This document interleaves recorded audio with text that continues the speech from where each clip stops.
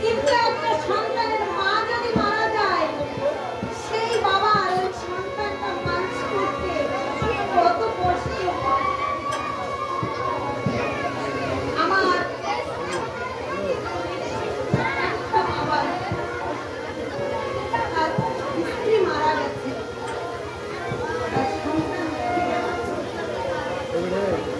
আমার বাবা কি করেছে? আমার বাবা ওই সন্তানের মুখের দিকে তাকিয়ে বিয়ে না করে, দ্বিতীয় বিয়ে না করে, যে দ্বিতীয় বিয়ে করলে অনেক সৎমায় কি করে,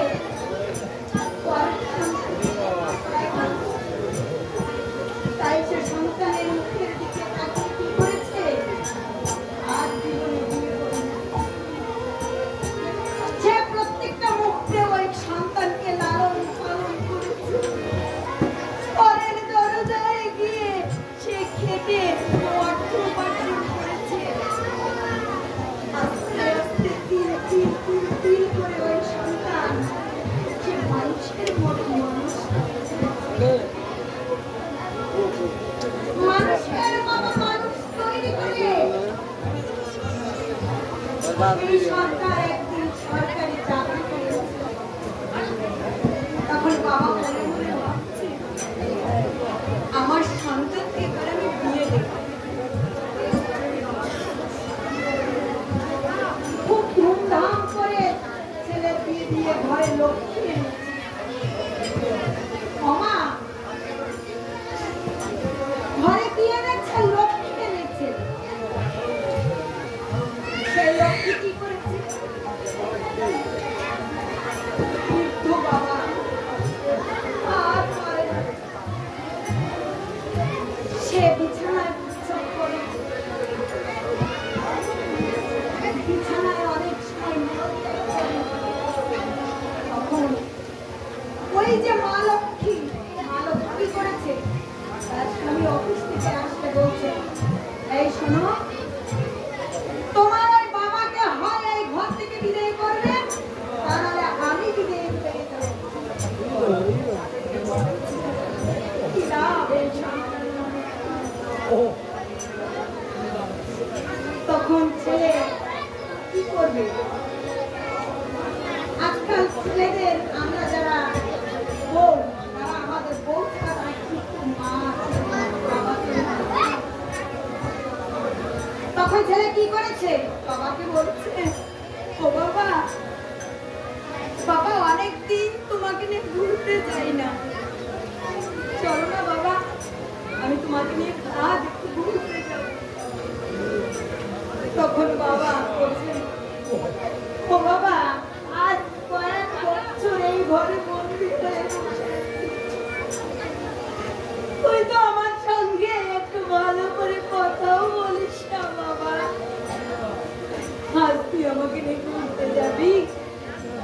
বাবা মহা আনন্দে গুছিয়ে ছেলের সঙ্গে গাড়ি গুছিয়ে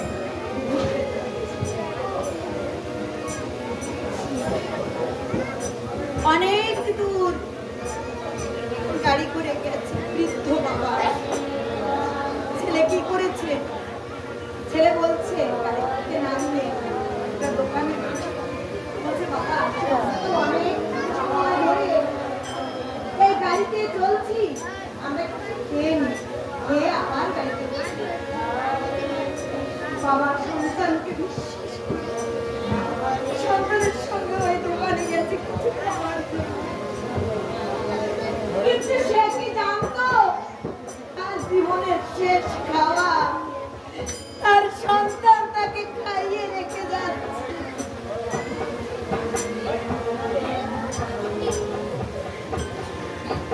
তখন বাবা আর ছেলে বসে দোকানে খাচ্ছে।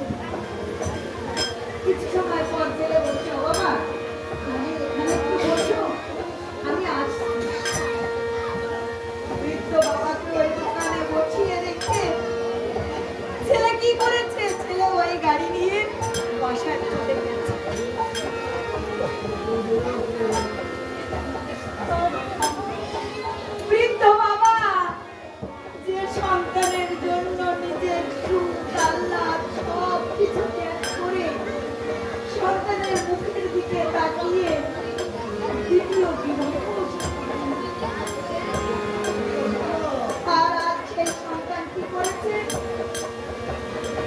বাবাকে অথই সমুদ্রে অচেনা পথে তাকে ফেলে রেখে বাবা সুখের সংসার করার জন্য বিয়ে করে। তাই আমার সবার কাছে অনুরোধ, কর্তব্য আমাদের করতে হবে। ছেলে মেয়ে পৃথিবীতে আমরা আমাদের কর্তব্য তাদের মানুষ করা, তাদের খুঁজে খাওয়া, আমাদের তো আমাদের জায়গা কোথায়?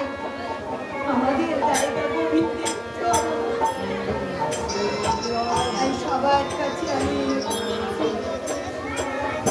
আমার বাবা বলছে দুলাল মেম্বার, যার আমন্ত্রণে আমি আজ এখানে এসেছি, তুমি আমার বাবার সমতুল্য গুরুজন ব্যক্তি। আমি এখানে শুনেছি খুব কষ্ট করে এই কীর্তনটা, এই বিদ্যা অধ্যয়ন করে। তাই আমি সবার কাছে করজোড়ে অনুরোধ করছি, আমার সেই বাবার সমতুল্য গুরুজনকে আপনারা একটু সবাই তাকে সহযোগিতা করেন, যাতে আগামীতেও এইরকম সুন্দর বৃন্দাবন ধাম আমাদের সবার জন্য তুমি তৈরি করতে পারে।